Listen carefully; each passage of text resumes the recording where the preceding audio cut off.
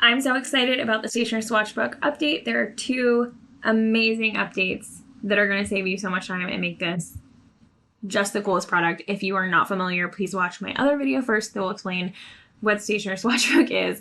This is just going to be about the die cuts and the PMS matching guide.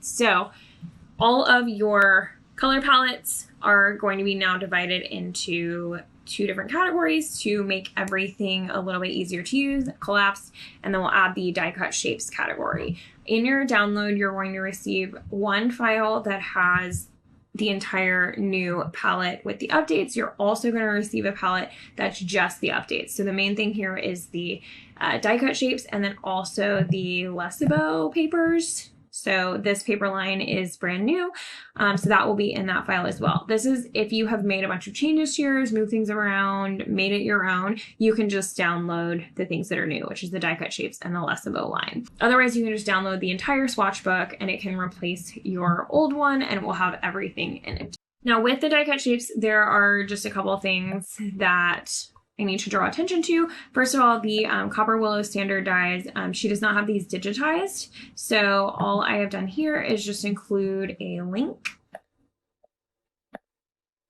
to the library where you can see the options.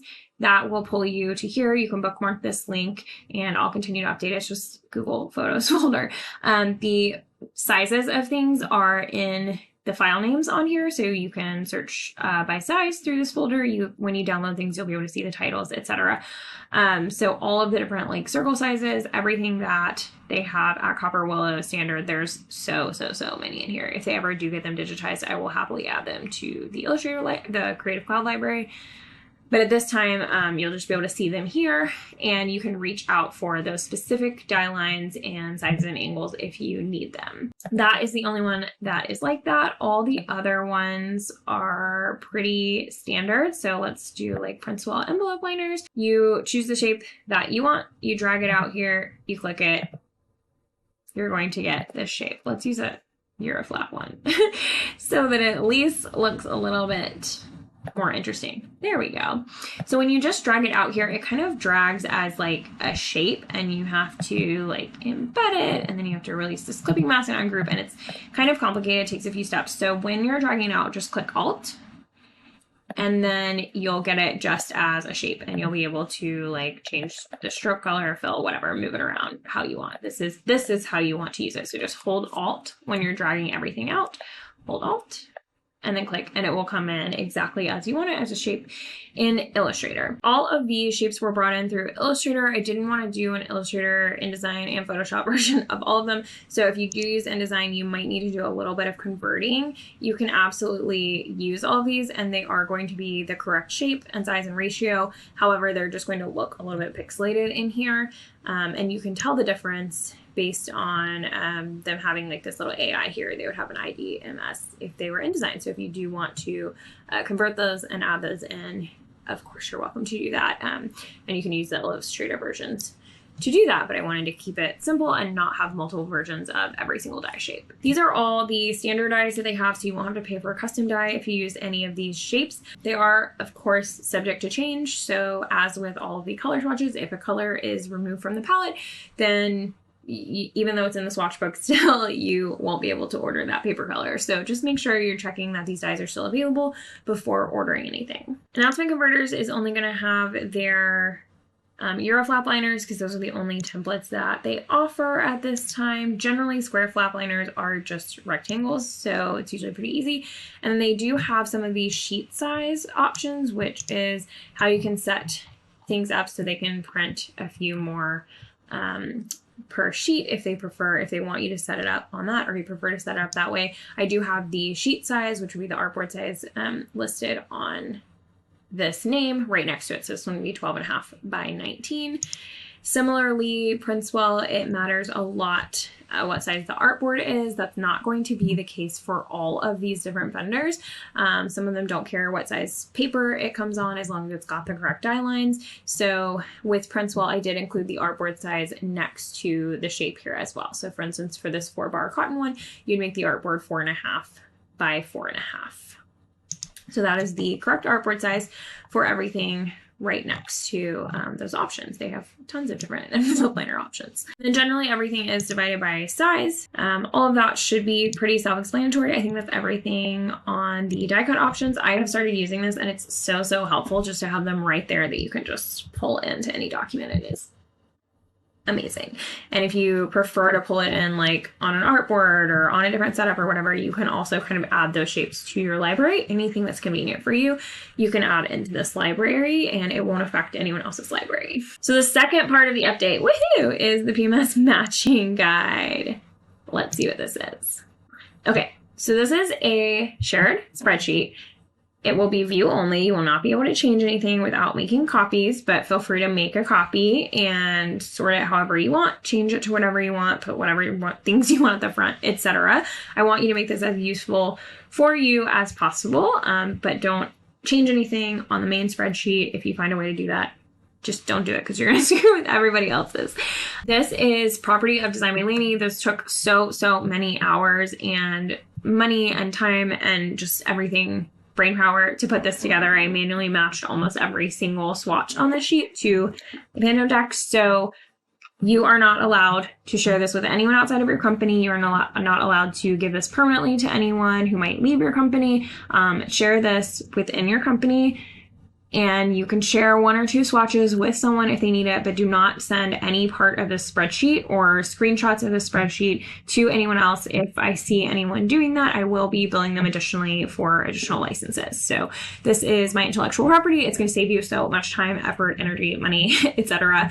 So I hope it's worth for every single one of you. I know it is worth the price that we're charging for it. And if someone needs to get this information, they can always purchase their own license. So a few notes on how to use this spreadsheet. All of the different pieces are categorized by type up here, and then there's a link to all of them that you can click. You can also, these are all in alphabetical order across the bottom, but there are so many that it is just easier to use this table of contents. This is the only one I haven't done yet, so I won't show you anything yet. They've all got this link to click here, and then this link to return back to the table of contents. And what you'll see is every color listed, a PMS match, a potential alternate match. If there's something where you can pull it more dark or light or more green or blue or whatever, I put some alternate matches. And then I put some notes in here because there are some limitations of the Pantone palette. All of these colors are matched to the solid uncoded formula guide. On Artist Air, they did have the solid coded version on their website, so I included that as well. And if I find anything else, I'm always happy to include it and keep making the spreadsheet better. So keep checking back at the link in case there are updates. Right now, these are all solid uncoded formula guides. So sometimes there are limitations. For instance, bright reds is a very clear limitation of this palette. None of them really matched the colors in real life perfectly. A lot of really deep colors, and then also a lot of really light colors. So you will see like these dashes here on things that are basically white and basically black, because there's not really, for black, you can just use Pantone black or whatever black your printer uses. But for the light colors, there's just not really great options. When there was something that was tonally right but was a little dark, I did try to include that, and I put in the note section that it might be a little dark. Anything in the note section is referring to the Pantone swatch, not to the envelope or ribbon we are trying to match. So if the notes say a little too dark, that means that the Pantone swatch is a little darker than the paper that we're trying to match. If it says a little too light, it means the Pantone swatch is a little lighter than the color we were trying to match, etc. So there are some where it's, you know, I tried to get the spirit of the thing, the spirit of the color, something that would look good together. However, there wasn't a perfect match. And there's a few where I just said, you know, not quite right, but like, this is kind of the best we can find. So these are not guaranteed to match every single time 100%. Your lighting might be different. The color you're printing on might be different. The way that your printer mixes this color might be a little bit different than the actual Pantone guide. There's so many different options. Also, this thing updates every year, so some colors could change, but this is meant to get you an approximate tone match, get you in the right vicinity if you're looking for a letterpress print match. It's meant to be as helpful as possible, but it's not always going to be guaranteed. You will see a large note here and also on all of the silk ribbon vendors. So Hey, It's Oh So Pretty, Of the Earth, Tono & Co, and Stella & Wolf. All of those that are included, we have a special note for silk ribbon. You'll see it on that page as well. And it's just a reminder that all of those are dyed by batch and have a lot more color variance. They are not guaranteed to match any swatch you've seen before from that vendor. They are not guaranteed to match any version of that color that you have ordered in the past. So for that reason, I match them to swatches, but they might not be right. So there's going to be a lot more variance in those silk ribbons. For instance, Honey Silks Co. is one that you will not see on here because they basically told me swatches were not extremely helpful because everything is dyed so custom and by batch. So you won't even see them on here. I believe everyone else from the additional swatch book besides them is going to be included in here. And there's a few notes on the sides as well about everything that is included. I did go through and match all of the colors, even from the lines that have been discontinued, like Basis, Kia Color, and Curious. Metallics, glitter papers, mirror papers. We tried to go with the spirit of the thing as opposed to trying to match one piece of glitter on that page. So that's going to be an especially difficult match there, but we tried to get as close to the spirit of each paper color as we could. All of these are things that I would use as a letterpress match to any of the colors in the swatch book.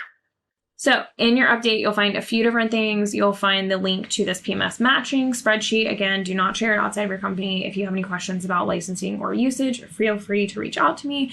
You will find 2 CC Libs files. I have a YouTube video showing you how to install those if you're new or you just did it a long time ago with the original swatch book and you forget. One of them will include everything. So if you're a new user of the swatch book or you just want to replace everything, just go through, delete your old one and add this one in. It will look exactly like this. If you have done a lot of work on your existing line and you want just the updates, you will find the die cut shapes and the Lesabo palette in the updates only CC Libs file. So I'm so excited for this. I hope it's making the stationery swatch book even more valuable and useful for you. Let me know what questions you have. I'd be happy to answer them in the comments below. And if you're new to the swatch book and this was all over your head, definitely check out the previous video. I'll link it for you in the description and I'll link the swatch book in case anyone has not grabbed it yet. Thanks everyone.